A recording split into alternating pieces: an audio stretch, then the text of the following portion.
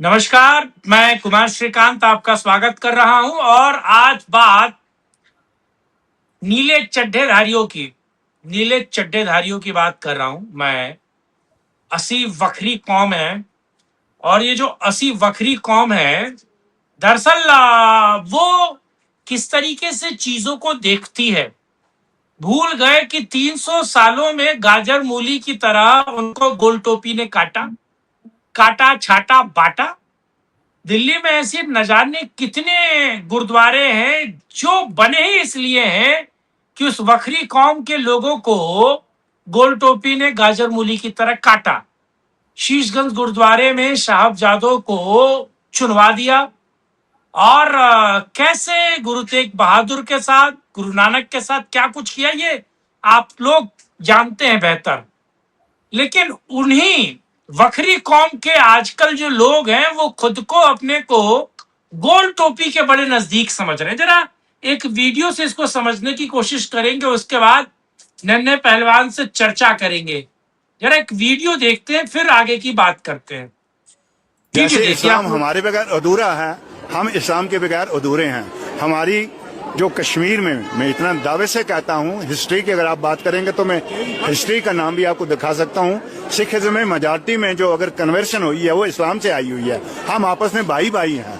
हमारा एक हम मतलब ऐसे हैं जिसको हम बोलते हैं हमें मास नूह का जो रिश्ता है हम दोनों कौमों में है, क्योंकि इस्लाम भी एक को ही फॉलो करता है, ला इलाहा इल्लल्लाह। हम भी एक ओंकार से लेकर गुरप्रसाद तक हम भी यही कहते हैं, लेकिन फर्क अगर है वो सिर्फ बोली का फर्क है और कुछ भी फर्क नहीं। हम सब एक ही हैं। वो कैसे एक है? खुदा एक है। जिस तरह से आप देखो, एक बाग में हम जाएंगे, वहाँ पर अलग अलग किस्म के फूल होते हैं, लेकिन उसका माली एक ही होता है। इसलिए हम सब जो है खुदा को मानते हैं। खुदा एक ही है। सबसे अच्छा दर्स जो हम आज दे रहे हैं, ये दर्स ये है सर, इंसानी का जन्म। हाँ, चाहे मुस्लिम हो, हिंदू हो।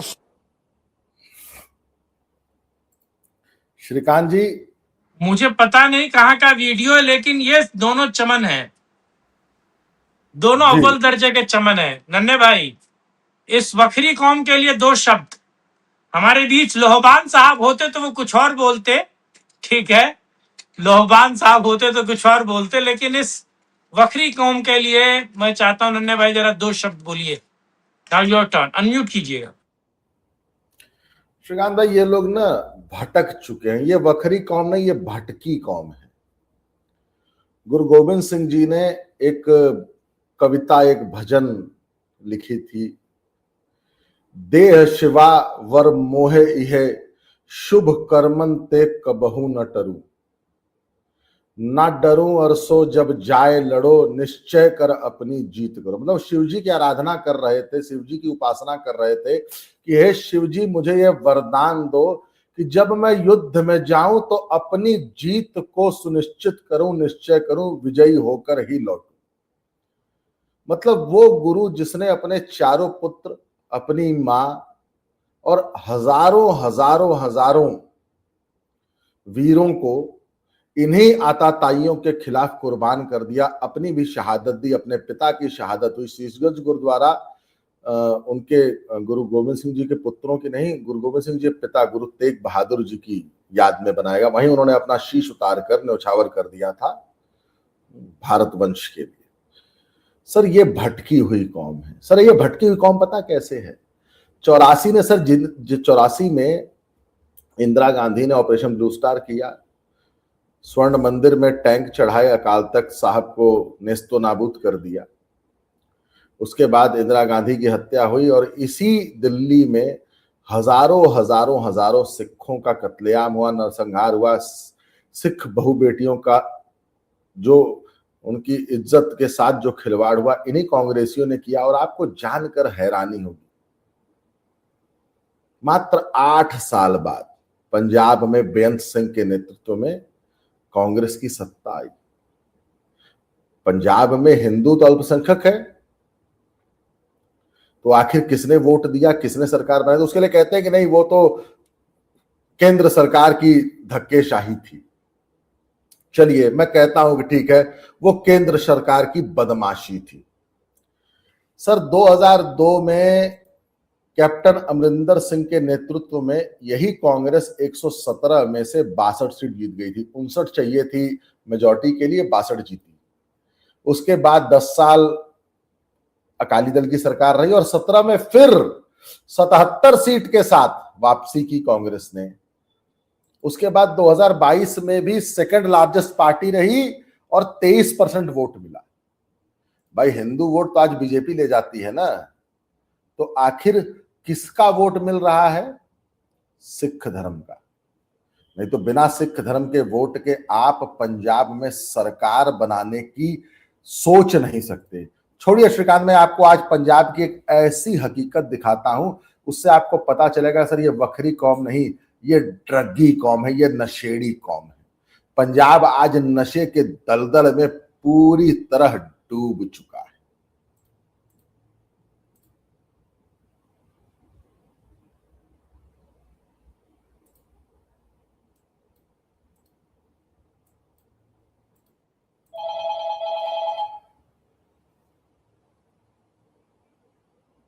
सर इस युवती को ध्यान से देख रहे हैं?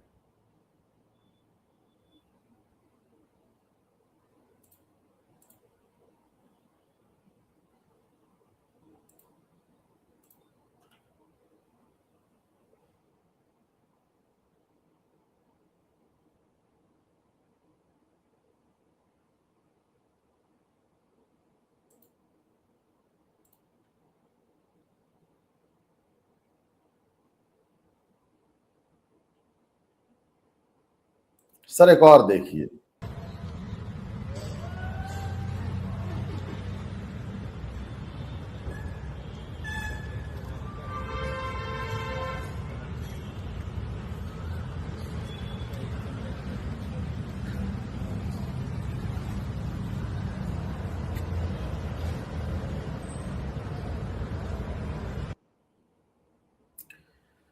सर एक ये फेंटानिल नाम का ड्रग है जो आज पंजाब में शरेआम बिक रहा है।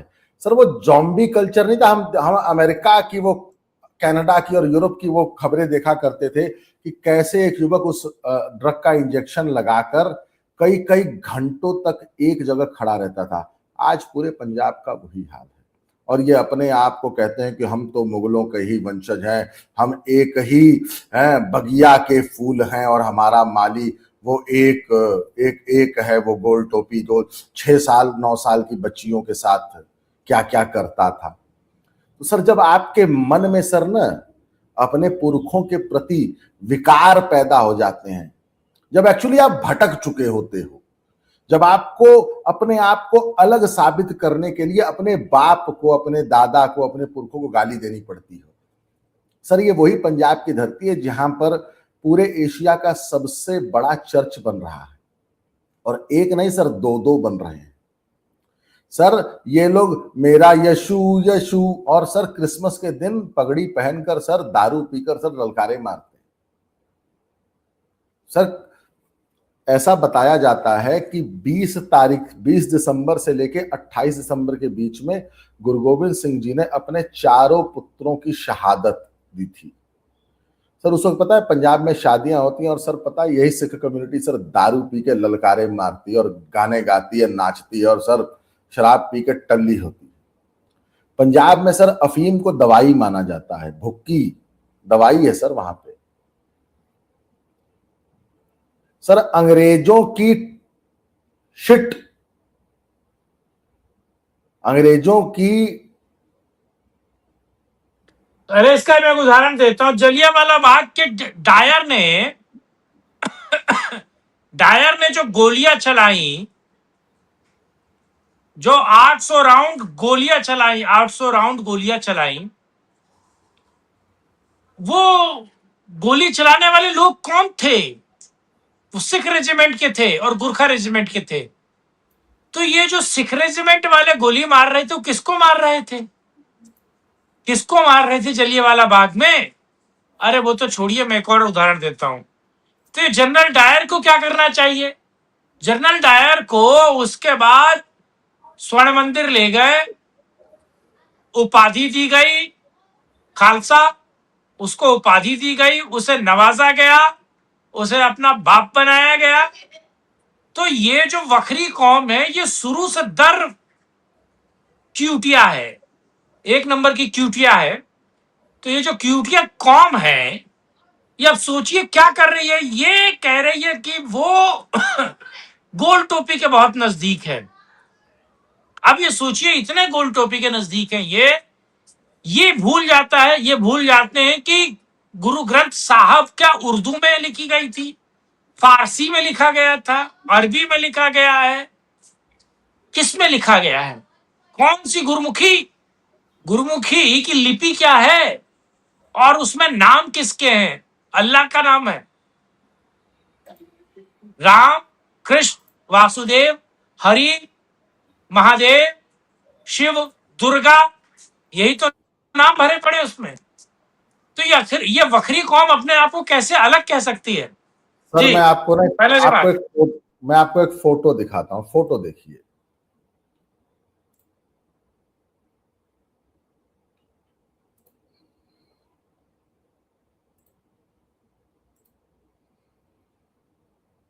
सर इस फोटो को जरा ध्यान से देखिए।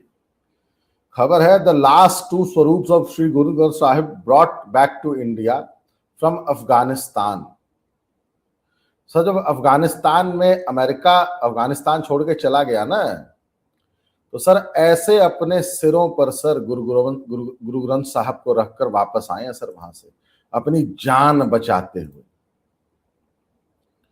सर अपनी जान बचाते हुए ऐसे वापस आए हैं हमारे सिख समाज के लोग। और सर यहाँ पे फिर हरदीप पुरी जी गए हैं और उन्होंने रिसीव किया है और अपने सिर पे रख के गुरु ग्रंथ साहिब को लाए हैं और वापस उनकी मर्यादा को, उनकी शोभा को स्थापित किया है। सर प्रॉब्लम पता है क्या है, मैं फिर कह रहा हूं सर, ये भटकी हुई कौम है, ये वखरी कौम नहीं है, ये बकरी कौम हो गई एक्चुअली।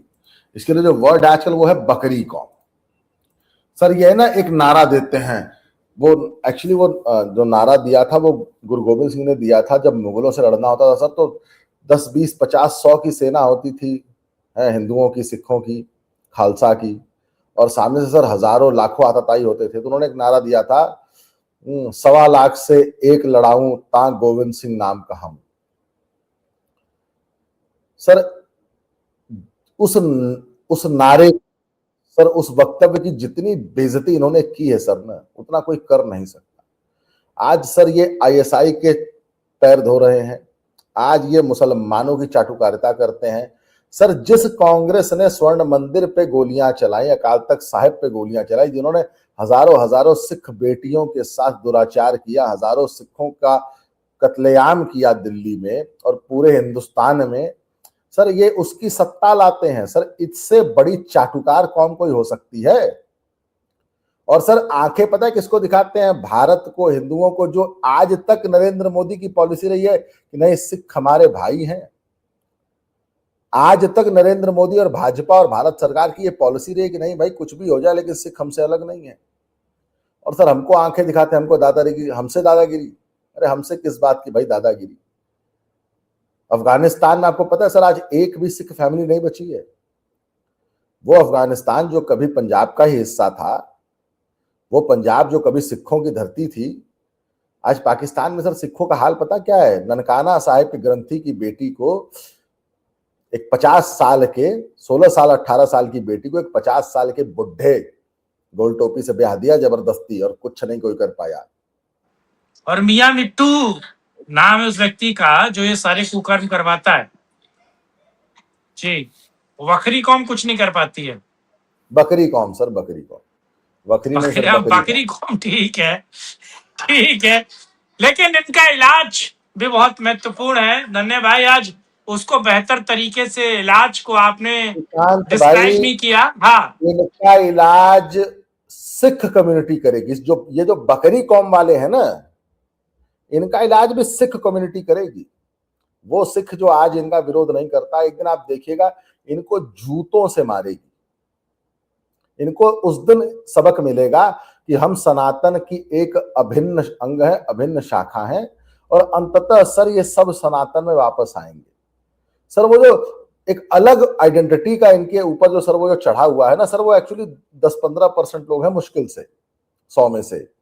लेकिन क्योंकि उनके हाथ में 3-3 फुटी तलवार है, तो सर एक आम शरीफ आदमी, वो चाहे किसी मर्जी बिरादरी से, किसी मर्जी धर्म से हो, वो उनके सामने सरेंडर कर जाता। सर पर वो दिन दूर नहीं है कि ये जो आताताई रूप ये आज धर रहे हैं ना, ऐसे बयान दे रहे हैं कि हम और हमारे और मुसलमानों में कोई बहुत फर्क नहीं है। सर ये एक्चुअली, सर मैं बताऊं, ये गुरु गोविंद सिंह, गुरु नानक देव और अपने 10 गुरुओं की, सर उनकी बेअदबी कर रहे हैं, उनका मान मर्दन कर रहे हैं। सर ये हमारे लिए क्या कर सकते हैं? सर सनातन हिंदू तो हजारों लाखों सालों से है, जैसा था वैसा आज भी है। लाखों आताताई आए चले गए, तब भी आज भी सनातन फल फूल रहा है, मजे ले रहा है। और एक और सनातन विरोधी ममता का संहार कर रहा है बंगाल में। नहीं नहीं, बिल्कुल, ये बिल्कुल सही कह रहे हैं। मुझे लगता है कि वो सुबह कभी तो आएगी जब इन बकरी कौमों को वखरी बनाएगी। बहरहाल नन्हे भाई, आप साथ जुड़े और वखरी कौम पर एक चर्चा की, उसके लिए आपका बहुत बहुत धन्यवाद। किसी और दिन किसी और मुद्दे पर आपसे बात करेंगे। तब तक के लिए जय श्री राम, वंदे मातरम, हर हर महादेव। हर हर महादेव।